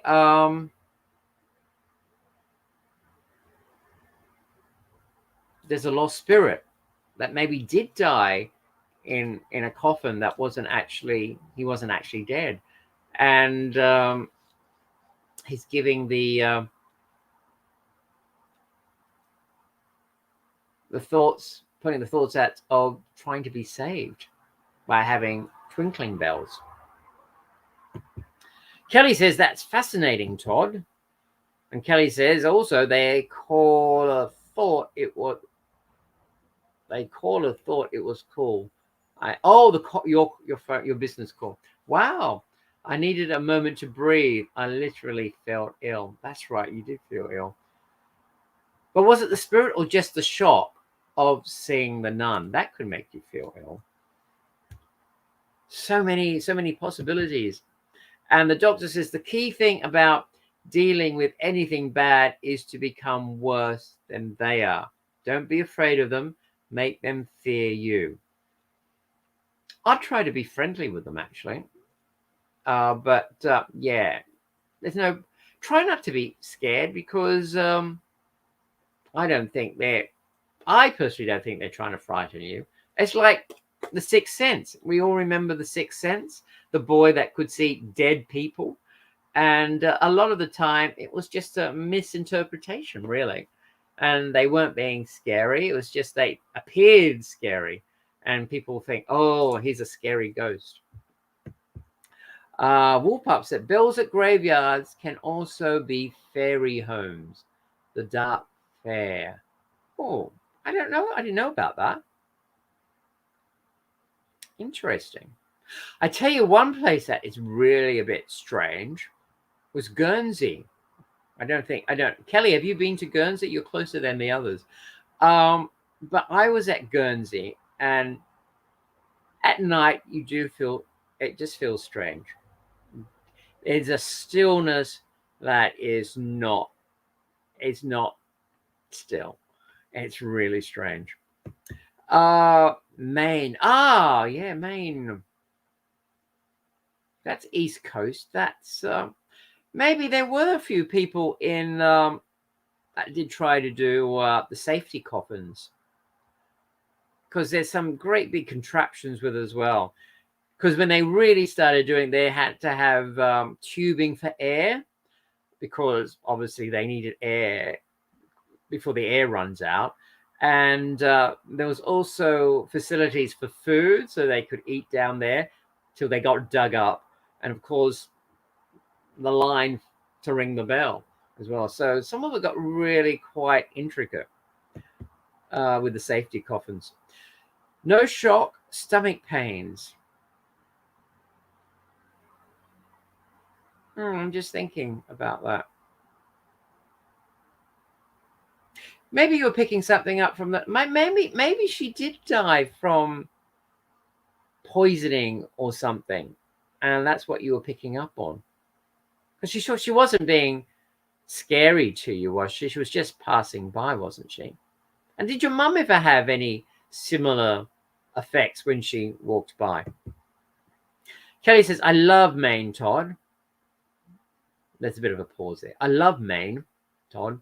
Gorgeous state, cold but lovely. I haven't been that side of the, well, New York's the northeast I've been to. Just seeing if it was or not. It was. I traveled Washington, Philadelphia, New York. Claudio says, dark ferries. I've seen portals, circles of rocks, and conjoined trees. I'm not going to try pronouncing that. Wow, that's really interesting. All you enlightened people, you can see things. Maybe I'll be a bit scared if I did. Maybe that's why I can't always see these things. Kelly, are you next to Canary Wharf? That's where the Cybermen and Daleks were defeated. I think she's close to it.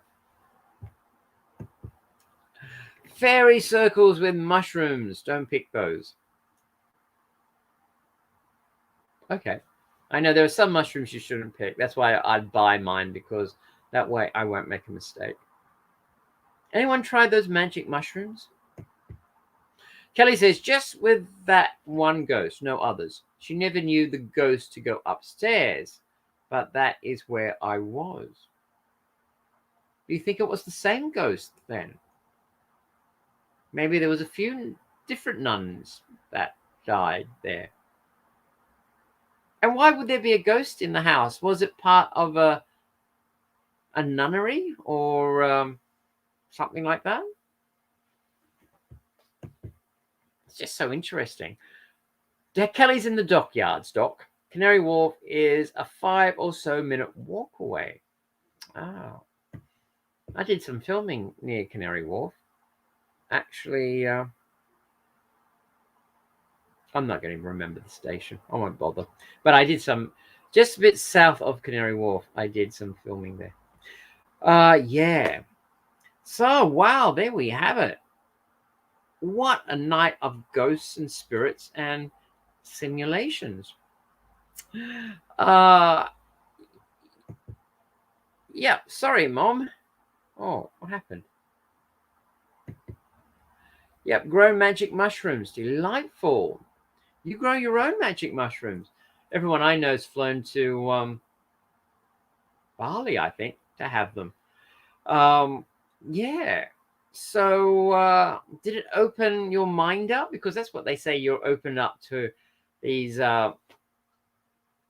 paranormal / spiritual things. A bit like that, those that plant that is now the talk of in Mexico, that you can get, and that does, it sounds like it does similar things as those magic mushrooms. Yeah. Wow. Well, we're all on the same wavelength. We're all believers in the unknown. It's really quite interesting with all that. And it's just putting the pieces together. if we are in a simulation world, in a matrix, how do these all fit in? And that's what I want to know. And also, you got to remember, we shouldn't try to be discovering all of this from within the simulation, because we can't see the big picture. We've got to look at it from outside. And of course, that's all a bit hard.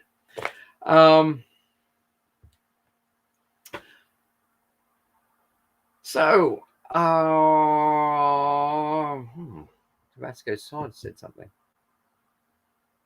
Peyote? Oh, I don't know. I could never pronounce it or understand it. Mind Valley, the guy on, I keep getting ads for it. The guy, I can't think of his name. He's got an Indian name.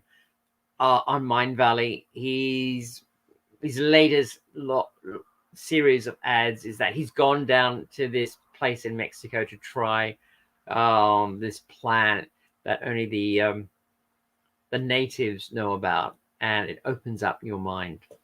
So I don't quote me on that, but let me have a look. I'll do some research on it for next week.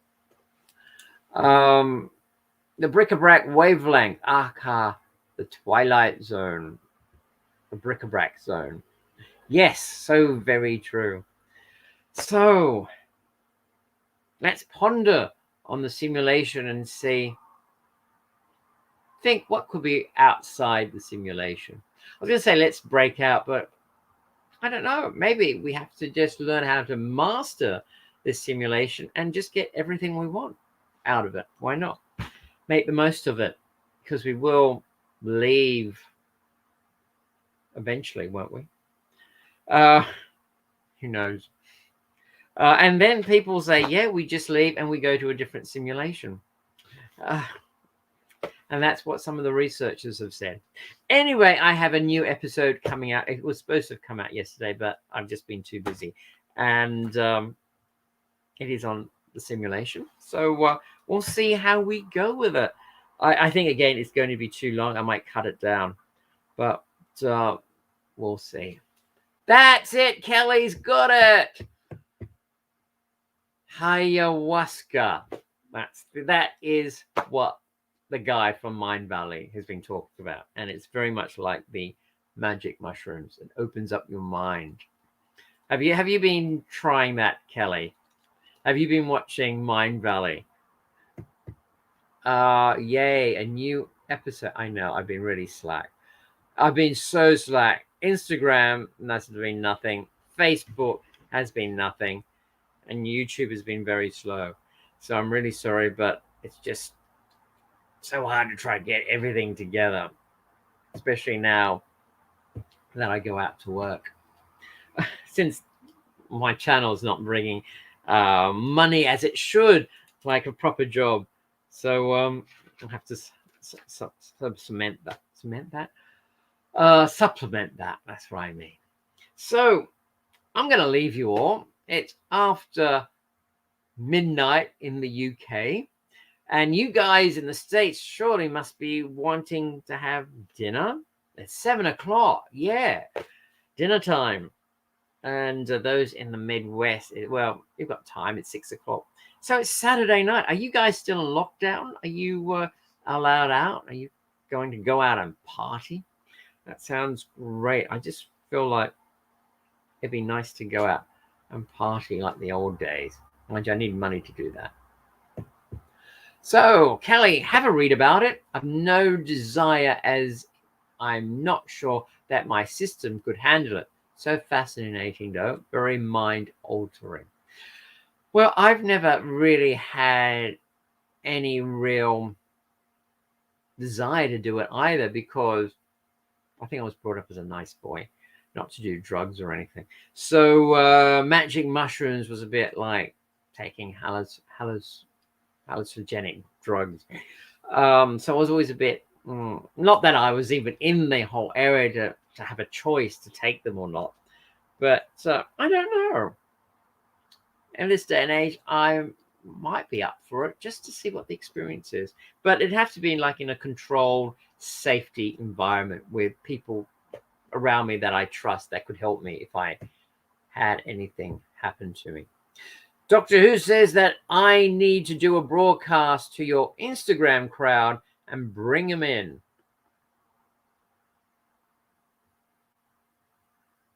Okay. Yes, I do. It's just getting my act together, knowing how, and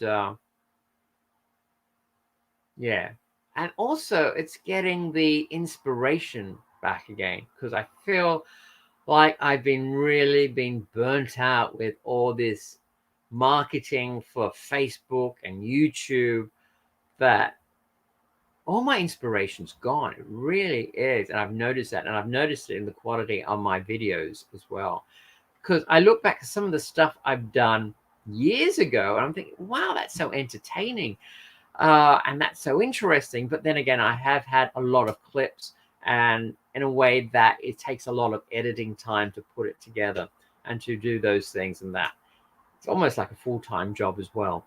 But yeah, I just need the inspiration back. In fact, just working now, I've been finding it's giving me a bit of a break, and hopefully it will get me back, bring back the inspiration again.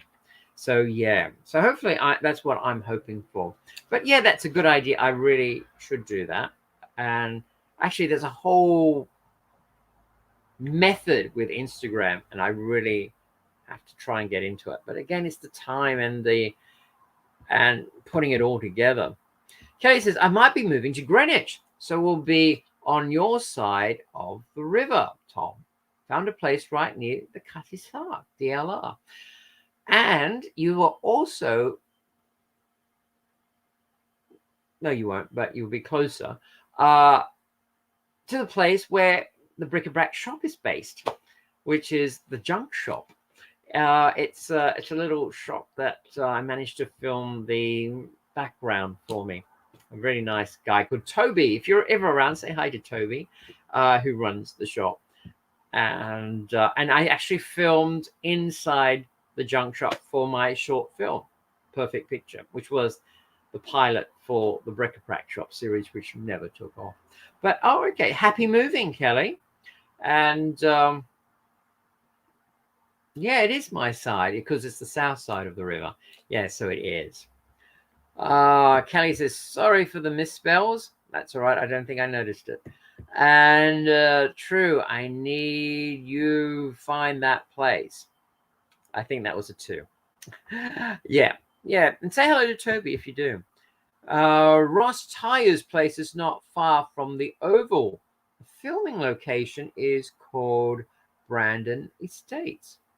Oh, Ross Tyler's place. Yeah. I didn't. Is that how you spell Tyler? I never thought of it that way. It's Oval. I didn't know. Really that close? I'll have to look it up. I might take some pictures. Brandon Estates. How wonderful. Did you ever watch The Misfits? Not the Marilyn Monroe, Montgomery Clift, Clark Gable film. The Misfits was a TV series, English TV series that came out about 10 years ago now, and about 5 people that have this mysterious things about them.